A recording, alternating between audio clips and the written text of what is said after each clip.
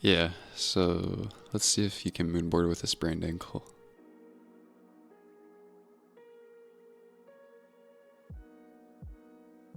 I think it's been a bit over a week now, and I really wanted to go and actually try to get some climbing in. So here I am on the moonboard, wearing a brace, trying to get a little bit in. And it's definitely gonna be more chill. I'm not trying to send anything super hard this session.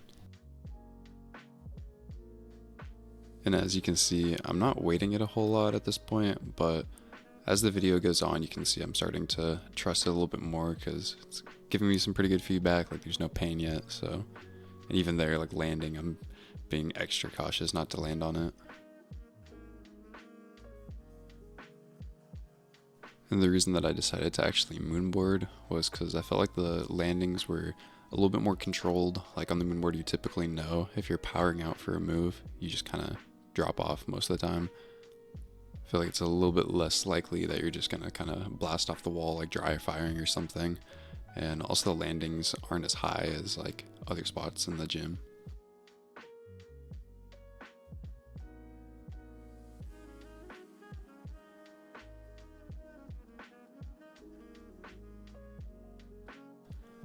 So on my first go of this problem, I didn't try to go and get this high left foot because I felt like it might be a little bit too much for the ankle. But after I tried it once, it felt fine, and so then I gave it a go on my second try.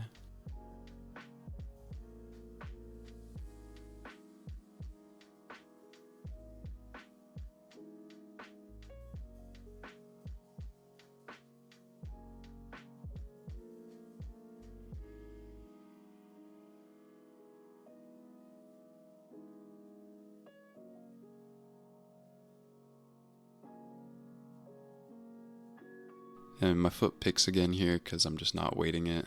At this point, I'm like honestly just kind of campusing like 3/4 of my body weight into my upper body because of how much I don't want to weight my feet. But that being said, I still think it's a really good session to have to actually start getting kind of some retraining and like rehab, actually using it in like an active situation instead of just walking around with it. And this is controlled enough for me to feel comfortable with it. Like I'm not risking like aggravating it anymore.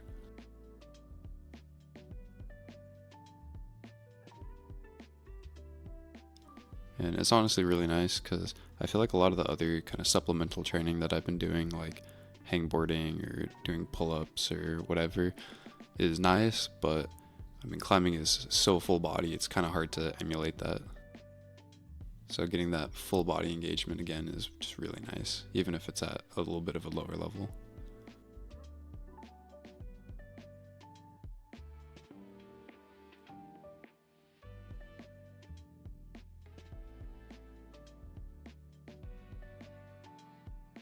And this problem was actually a V5. I didn't realize it. I thought I was still just doing V4s. And this move actually felt like I was going to have to kind of get a little bit dynamic with it, and I didn't really feel comfortable with that, so I decided to just go on to another 4. And up to this point, I was only climbing on problems that I'd already logged. So as I was getting a little bit more comfortable, feeling a little bit stronger in the ankle, I decided to actually try something to see if I'd be able to flash it that I hadn't already done.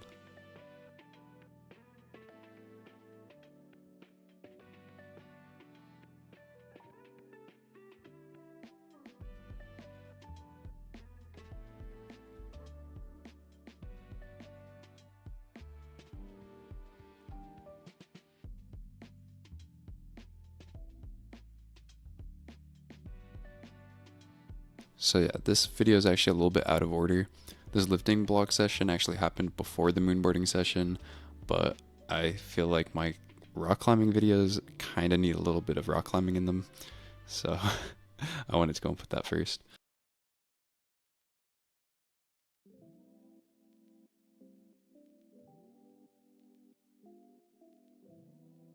This was basically my first session back in the gym after I'd hurt my ankle, so I was definitely taking it pretty easy and just doing kind of lifting off the ground stuff, which I normally don't even really do. I haven't really been the biggest fan of doing block lifts for quite a while now, since I've gotten some better results, I feel like, doing kind of recruitment pulls and no hangs.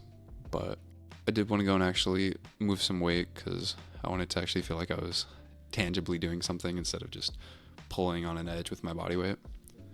Get a little bit more kind of satisfying feedback from seeing something move.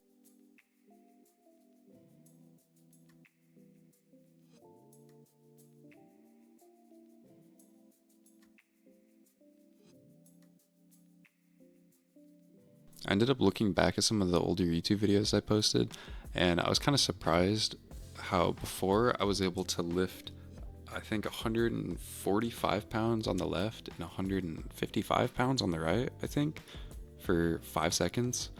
And this day I was trying to do 125 on the left, and it kind of felt like I was maxing out my fingers, like they were wanting to open up from the half crimp, which I was pretty surprised considering I do feel like my fingers are stronger, but maybe they're just not recruited for that specific thing anymore. It's kind of weird. It's kind of hard to say, but I also might have just been having an off day. It's hard to say.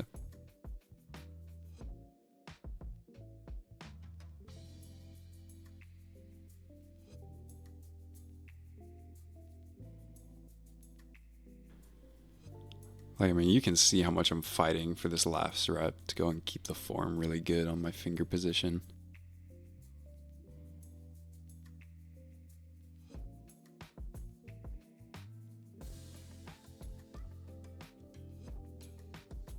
I'm kind of hoping it's just an issue with my pointer finger not really being used to half crimping, because that's kind of what it feels like. It feels like my hand is like still strong if I was to just like kind of chisel grip it. So I'm hoping that I can get that recruitment back. And since my left hand definitely felt like it was working harder than the right for the last set, I decided to go up another 10 pounds for the right.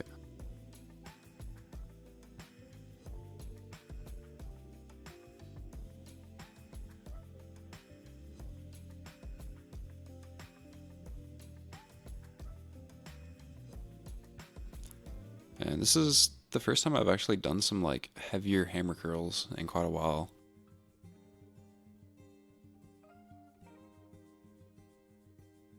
I find it so interesting that I feel like I get into these phases of being really strong in a lot of different lifting exercises that I think correlate to climbing pretty well, like hammer curls, weighted pull-ups, edge lifts, whatever. And then I kind of go through these cycles of being strong in those areas, and then as I lose that strength and I climb more, I get better at climbing and feel stronger in climbing. But then when I come back to the exercises, I would say, a bit weaker in all of them. And I'm really curious if you guys also share similar experiences with that kind of cycling.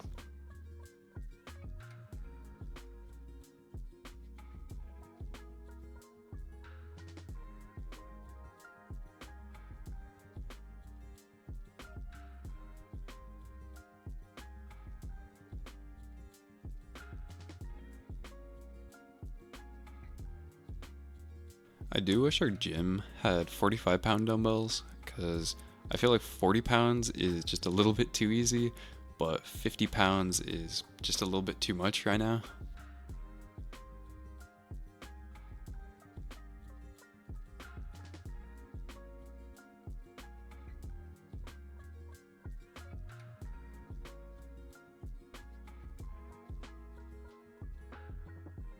That being said, I do go for the 50 pounds for the last set,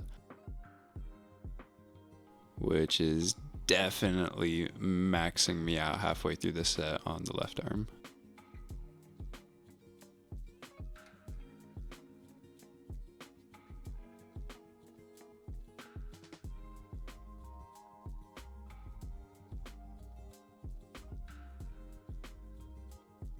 Maybe not the best form, but I'm able to go and complete the set on the right, trying pretty hard.